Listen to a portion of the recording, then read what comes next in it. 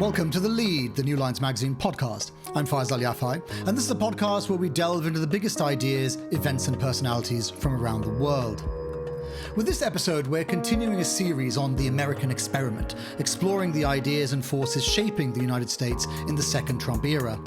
On the series so far, we've had the writer and former advisor to the Department of Defense, Robert Kaplan, and the author, Harry Kunzru. Speaking a few years ago, during his first term in office, President Donald Trump told his audience at the Republican National Convention, "No matter your background in America, anyone can rise.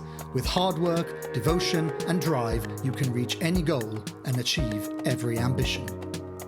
In many ways, this continued many decades of American rhetoric about hard work being the route to the American dream. But at the same time, there's a certain type of work that Trump and his followers idealize. It's not that of the stuffy bureaucrats. Trump recently offered incentives to thousands of full-time federal employees to actually quit their jobs. Instead, the Trump American dream is one figureheaded by the entrepreneur, as evidenced by Trump himself and his key ally and advisor, Elon Musk, the wealthiest man on the planet. Erik Baker is a lecturer on the history of science at Harvard University, whose writing has appeared in Harper's Magazine, The Baffler, and The New Yorker. While speaking with a colleague a few years ago, he mentioned a plan to write about a grab bag of conservative intellectuals who were worked up, like Trump and Musk, about bureaucracy and technocracy. Writing in his new book, Make Your Own Job, How the Entrepreneurial Work Ethic Exhausted America, Baker remembers Liz, that is Liz Lumbeck, asked me, if that's what they're against, what are they for? The answer, of course, was entrepreneurship. We welcome him onto the podcast at an interesting moment when the richest man in the world is also part of the US government. Erik Baker, welcome to the podcast. Thank you so much for having me on. I was surprised when reading your book that the word entrepreneurial actually hasn't been around as long as I thought. You note that it came into the American vernacular just in the 1940s. Yeah, it's interesting. Often the reactions that I've gotten to the argument that I make in this book are bifurcated, split in two. On the one hand, there are people who are very surprised to hear that the language that we use to celebrate entrepreneurship is so recent. They kind of imagine that this idea is as American as apple pie and, George Washington and Alexander Hamilton were talking about how everyone needs to be entrepreneurial in the 18th century. And then on the other hand, there are people who are surprised that it is as old as it is. People who think that, Mark Zuckerberg and Elon Musk kind of conjured this vocabulary into existence within the last generation. So it's an idea that's simultaneously kind of weirdly old and young, I think, if the reaction I've gotten is anything to go by. And you situate it very much in an American context. You think it's very much born of the American society. Yes, I think that it's in the United States where the language of entrepreneurship, which had been circulating in academic economics in a variety of different national contexts, really came to be a kind of personality trait. You could describe particular people as being entrepreneurial, as kind of embodying a sort of entrepreneurial essence. And so in creating this idea, American writers and intellectuals were influenced by ideas from different parts of the world, especially from German social scientists, as I discuss in the book. But it really is in our own society that I think that this concept of entrepreneurship becomes a sort of new version of articulating the, again, kind of distinctly American work ethic that many scholars have written about for a long time. And why do you think that particular version of work ethic has come to dominate this American way of thinking? So the argument that I develop in the book is that the rise of what I call an entrepreneurial as opposed to an industrious work ethic, in other words, so you were saying, a work ethic that valorizes the creation of work, innovation, the sort of infusion of one's selfhood into one's work as opposed to just kind of plodding along in your kind of bureaucratic job, that this is ultimately a response to certain problems produced by, in some ways, the success of American capitalism, the speed with which American capitalism achieves what people, beginning in the early 20th century, start to describe as industrial maturity. There's a sense that we've done the work of kind of building up the foundations of American capitalism, and now what? And so, different people and different perspectives that it causes different kinds of problems for them. On the one hand, if you're an industrial worker and you're dealing with the problem of overproduction or job displacing technological development, that can look like unemployment. It's all well and good to be told that you just need to put your head down and keep chugging along in your unpleasant work. But if you don't even have that work to do, that's not going to resonate in the same way. And so in that kind of context, the idea of creating work can instead be very appealing. On the flip side, if you're a manager, an executive, someone in the elite, then you're often concerned about the sort of downstream cultural consequences of the sort of unmooring of these older traditions of work.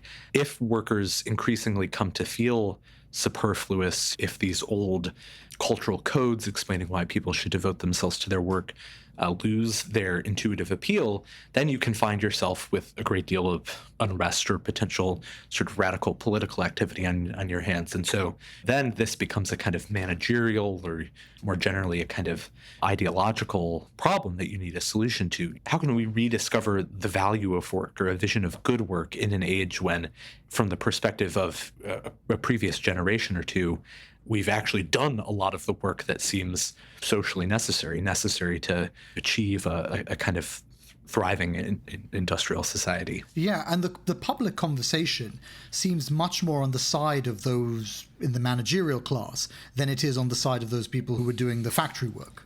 Yes, that's absolutely right. And there is a kind of trickle-down phenomenon in the culture of for work, or maybe a kind of collision between messages that are coming down from the business schools, from managers, from consultants, and the ideas that may be emerging more organically in communities of workers or in the labor movement. And ultimately, in different periods of history, you can see individuals work out the outcome of these kind of conflicting messages that they're hearing for themselves. Increasingly, over the course of the 20th century, as the labor movement declines in power, often it's these messages from the managerial class that are the only game in town. Which is very much where we are. I mean, when you were writing the book, you were talking about also bringing in some of the history of psychology.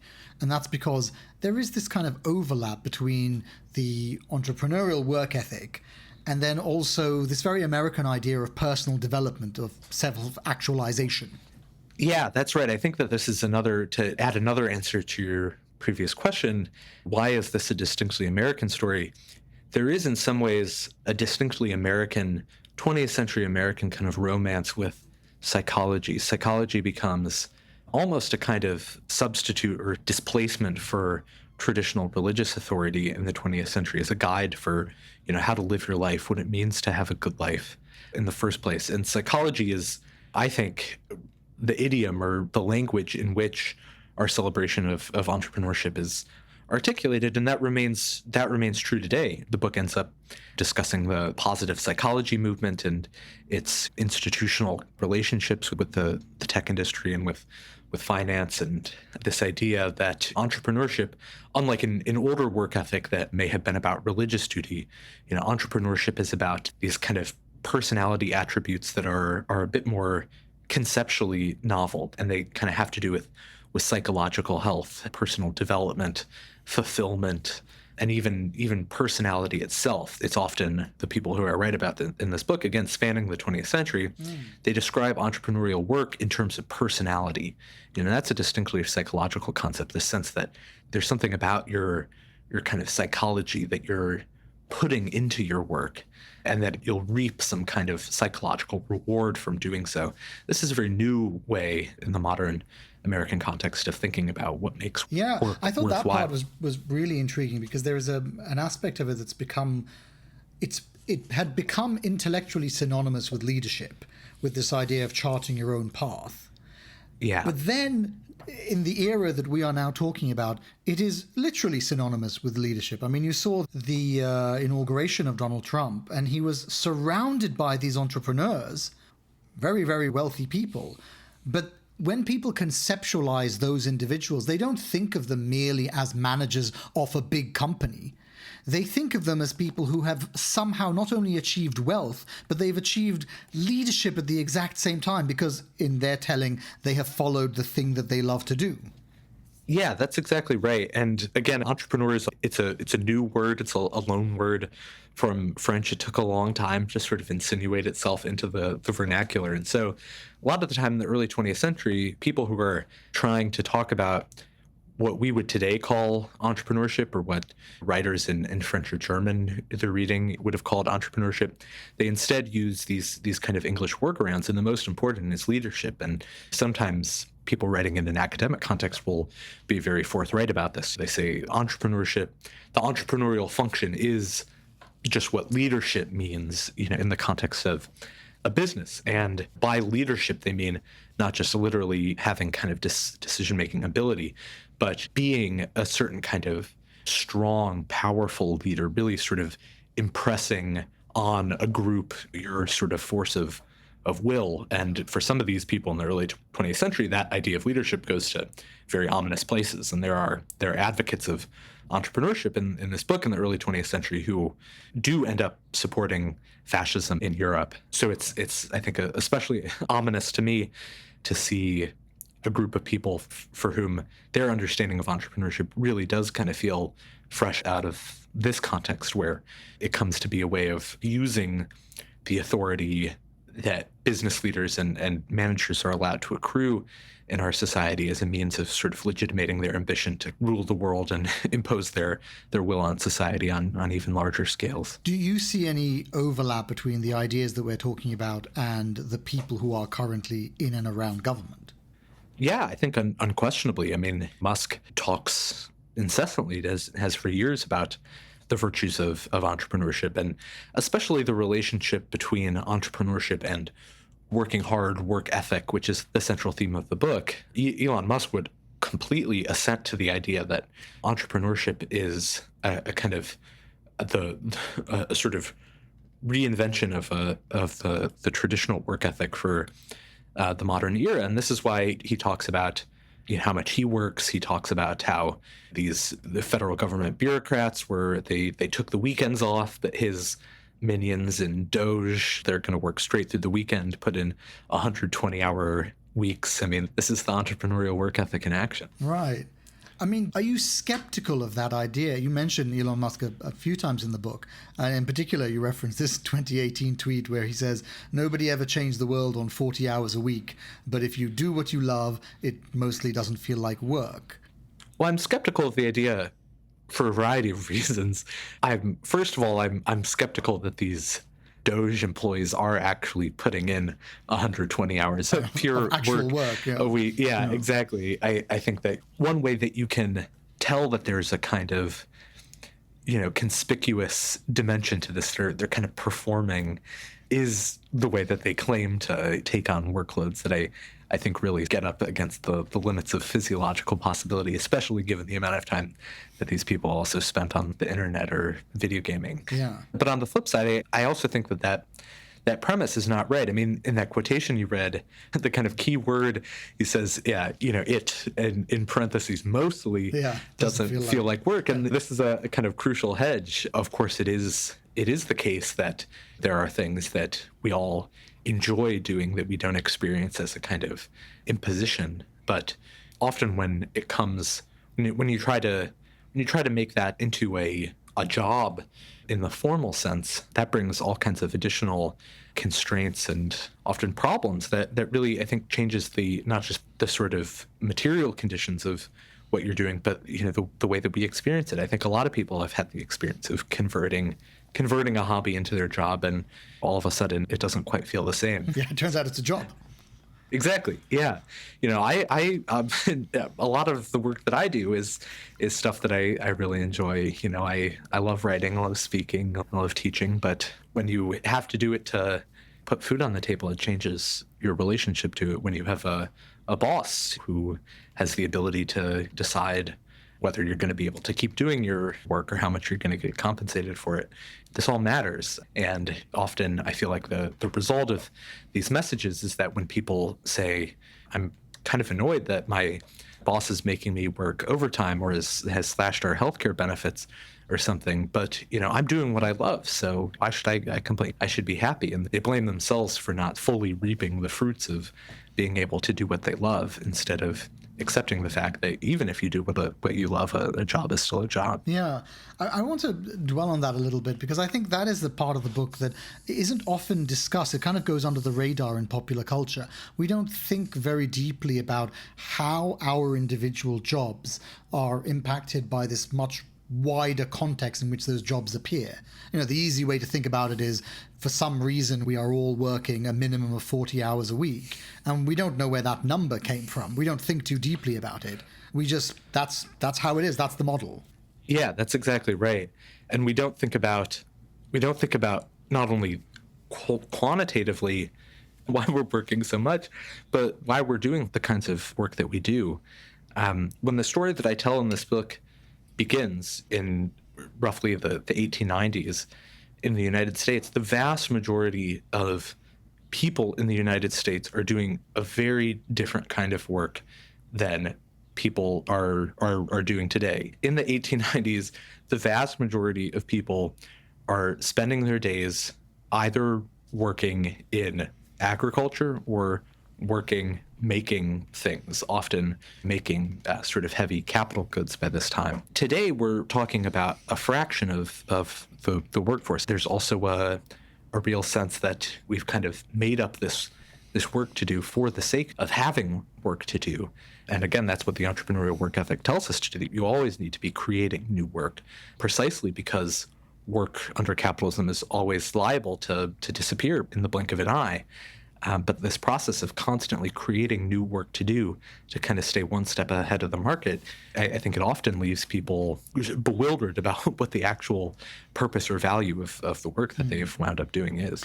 Do you think it shifts the responsibility from the people who are deploying capital, so the people who are running businesses, to the individual? That, in some way, that is the story of labor in the American market of the 20th century. That shift from the people deploying capital on a very large scale to the people who are now at the sharp end of the gig economy. Yeah, that's exactly right. You often have extremely wealthy people who have very few formal employees. And this is a very novel development. The industrial magnates, not necessarily one level down, but if you're thinking about someone like, Rockefeller or Carnegie, when they're accumulating their fortunes, there are, hundreds of thousands, if not millions, of people who it's not like their boss is Rockefeller or Carnegie, but their boss's bosses, whatever, up the organization. And now you have people, whether they get rich through some sort of financialized mechanism, or they're the CEO of a platform that claims not to actually employ anyone. It's all just independent contractors.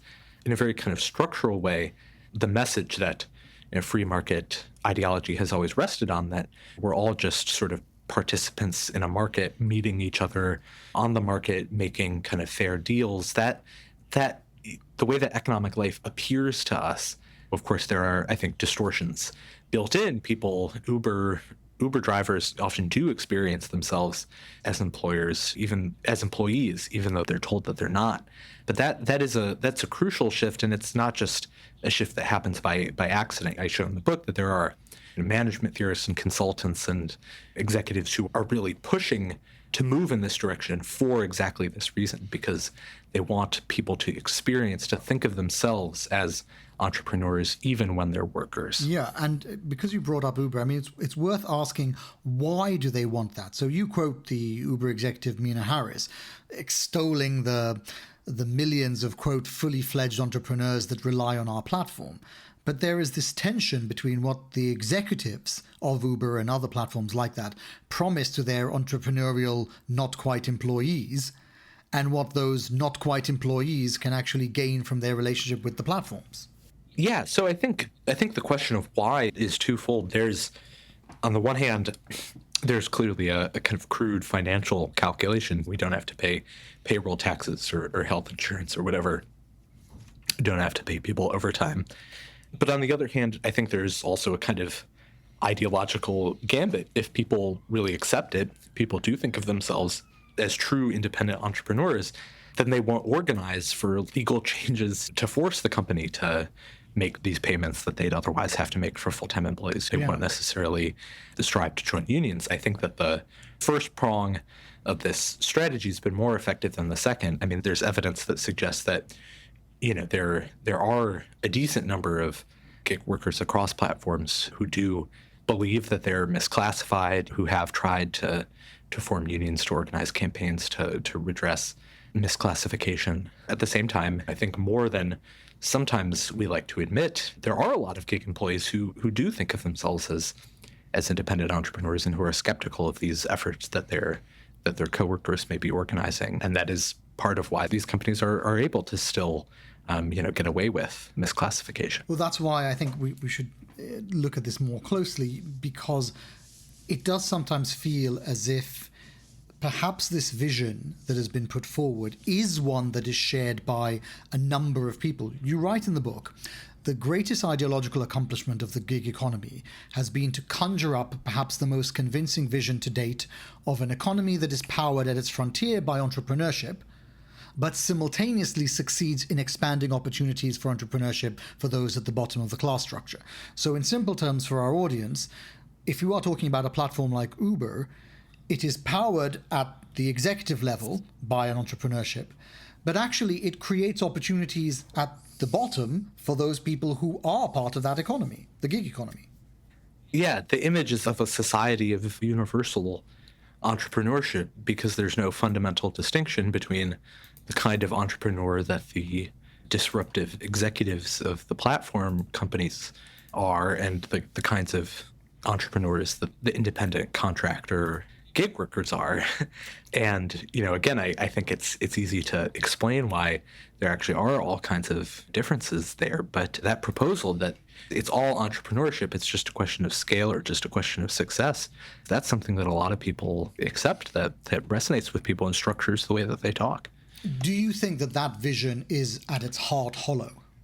Well, completely. I think that there are immense qualitative differences in the life experience of the rich and poor, regardless of how they're employed. I think that it's very different to have to drive Uber because if you don't, you're not sure how you're going to put food on the table, as opposed to someone who's reaping a bunch of income from Uber through infusions of venture capital or whatever and can walk away from it anytime. In that distinction, to me, there is still very much a kind of old school class hierarchy there, even if the kind of institutional structures of formal employment have been dismantled or dissolved.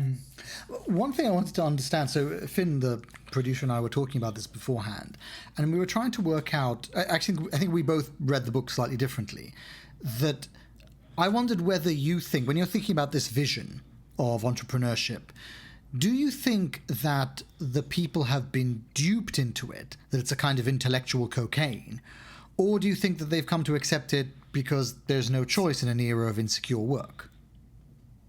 Well, what I would say is that the more that I did this research, the less I became convinced that it was possible to draw that distinction in a rigorous way. This is a question that I asked myself for years doing the research and writing of this book. And I honestly think that both are true simultaneously. I think that if there were not actors, in many cases quite cynical or even fraudulent actors in this book, coming up with these ideas, coming up with this language, publishing these books and articles, and more recently a kind of flurry of influencer content, I think that that's necessary in order for people to have fully embraced this kind of conceptual framework for interpreting their experiences.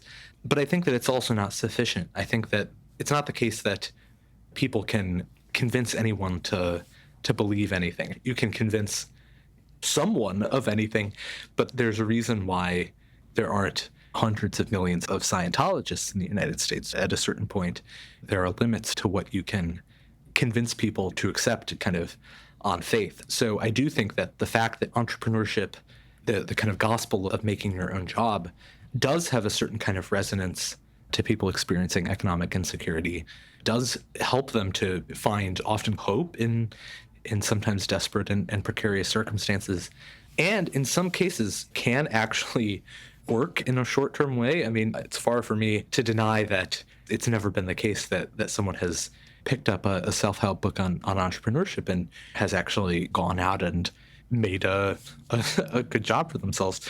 Yeah. You know, these things do happen. And so I think that it's precisely because of the kind of texture of people's experience of work in the economy. There's a sort of harmony between it and the ideas that they're reading, that they're receiving. Even if I think there are also distortions, there are some real resonances, and I think that's what enables it to take root.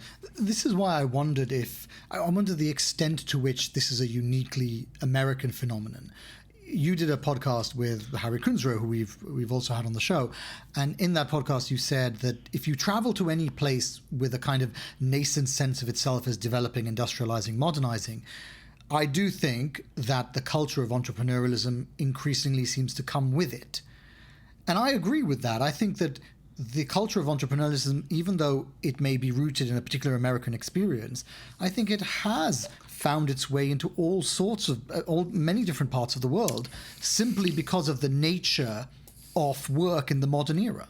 Yeah, I completely stand by my former self, who I said that, and I try to. That guy's making a lot of good points. Yeah, making a lot of sense. Yeah, and I try to explain that process of diffusion in the book. I think that again, you see a similar kind of phenomenon where on the one hand, there are people often kind of working under the auspices of the American state or of philanthropic organizations who are quite fixated on the problem of development, especially the problem of post-colonial development, and who are keen to push entrepreneurship as the solution for the problems that these societies and workers in these societies are encountering. And so there's a whole patchwork of programs that proliferate basically beginning in the early Cold War, if not even earlier, to kind of disseminate this American sort of science of success into different societies, to intervene in their internal debates about how to develop, what economic development should look like. But there's also a similar caveat there, which is that those ideas take hold in part because there is increasingly this experience of insecurity, precarity, surplus populations where it's not obvious. The instruction to just get a job is not straightforward. It seems like there needs to be some kind of creative alchemy required to even have work to do in the first place. This does often describe experiences in all kinds of developing economies around the world. And I think that's partly why this entrepreneurial success expertise, development expertise, takes root and kind of takes on a life of its own in a lot of societies. Yeah, I think that was why I found the book so interesting, is that you can apply it to a lot of different societies around the world. I was thinking about, my own experiences in European countries where you can see the same entrepreneurial spirit being lionized. You could see it in the Arab Gulf, in the cities of the Arab world. You can see it in Singapore, in China, in Indonesia. And it's extraordinary that this set of ideas has found root in so many different parts of the world, even those societies that are very, very different from America. Yeah, and so that's why I think when you're explaining this, it can't be either or. You can't say this is just a kind of instinctive reaction to sort of change, economic change, because on the one hand, you can trace the history of these concepts. They haven't been around forever. You can find them in the historical record emerging and getting traction and circulating and all of that. I think it can sometimes risk almost a kind of conspiracy theory mode to say these 5 guys just had this really bad idea, and through trickery or magic, they managed to delude everyone in the world into accepting these ideas. Or alternatively, to say there's just something kind of intrinsic in the American character that makes people liable to believe this or that. What I try to do in the book is to say, in order to explain this ideological development, you need to look at everything. You need to look at cultural traditions, and there's a lot about religion in this book and everything. You need to look at people's everyday experience of the labor market, of their workplaces, what their life as working people actually looks like. And then you also do need to attend to the activity of these kind of experts or intellectuals who are putting this stuff down on paper, getting it printed, getting it circulated through different networks. Let's talk about another aspect of this, which is about work and anti-work. There's this very interesting set of subscribers to the entrepreneurial mindset who are, quite curiously in a way, anti-work. And this is perhaps best described in your book in a sub-community of the online forum Reddit. One user in that forum posted on the anti-work subreddit, "I want to be an entrepreneur so I can escape," which seems paradoxical because, of course, entrepreneurs tend to work longer hours, they work harder, they have less secure work than people in jobs. So how did entrepreneurialism come to be seen as a vehicle for somehow escaping the grind of work? Yeah, so this is kind of the miracle of it, and I think that this ability to simultaneously be a work ethic in the sense of explaining why it's important to do some kinds of work really hard, but also an anti-work ethic in the sense of giving people a framework to sort of explain why other kinds of work are distasteful or unpleasant. That really helps people to navigate the contradictions that this ideology throws up to them. I think, again, you can trace this back to the very beginning. There is a kind of concerted movement in many of the early 20th century self-help writers that I write about at the beginning of the book who are quite critical of what they see as a kind of traditional Puritan culture of self-abnegation, committing to unpleasant work for its own sake. And they really do frame this new vision of work that they're producing, this vision of putting yourself into your work, harnessing the sort of profound creative energies that we all have within us to create new work. They do frame this as a kind of liberation from a stuffy, oppressive, repressive 19th century American culture. And you can trace that through the 20th century. There's a lot of mid-century liberals and adherents of the counterculture who similarly kind of see in entrepreneurship a way to challenge the culture of the organization man and these aspects of mid-century corporate life that they find similarly oppressive or repressive, but do you boring. think, Eric, with the people who are anti-work, do you think that they want to be entrepreneurs in order to experience a different way of working, or do you think that they want to be entrepreneurs as a vehicle for exiting the workforce? Well, I think that's a good question. I think that for different people there would be different answers. I mean, there are a lot of get-rich-quick schemes that you can find on the internet of people saying, you can cash in, get rich without having to work hard, and then you can retire early on your passive income or whatever. But I think there are also a lot of people where work for them describes not just like productive activity or concerted effort, but it described the workplace from like the office or something, a kind of like depressing, soul-crushing office with all this kind of bureaucracy and a boss breathing down your neck telling you what you can and cannot do. And for them, when they say they're against work, that's actually what they mean. Yeah, I thought it's very interesting. I mean, I think also partly I wonder if there is this aspect in many societies that doesn't believe in the value of work per se, that sees it mainly as a means to an end, the end being a paycheck. I wonder where you sit on that argument. Do you think that there is inherently a value to people working? Well, I think that there's a part of me that's kind of sympathetic to the 19th century romantics, William Morris and people like that. I think that creation, making beautiful and useful things, there's value in that. That's a kind of innate human faculty. Someone like Morris would say that the distinction between work and leisure is to some extent a product of the way that we organize our society, the way that we organize our economy. And I think that that's right. I think that the idea that it's someone who goes into an office and spends 8 hours a day responding to emails or clicking on things on a screen and then comes home and composes songs and records with their band and plays a concert. The idea that they were doing work in the first part of the day and leisure in the second part of the day. What we really mean by that is we're saying that this person was engaged in the kind of formal capitalist labor market in the first part of the day, and that they were kind of free in a sense in the evening. And so I think that the challenge is to figure out somehow to combine the sort of the need to make a living, have a kind of secure livelihood with the kind of values for both freedom and self-expression that I think are an innate part of us. Erik Baker, thank you very much. Thanks so much for having me on. You've been listening to The Lead from New Lines Magazine. Erik Baker's book, Make Your Own Job, is out now and available in all good bookstores. This week's episode was produced by Finbar Anderson and hosted by me, Faisal Al Yafai. For more like this, subscribe to The Lead on your favorite podcast app or visit our website, newlinesmag.com.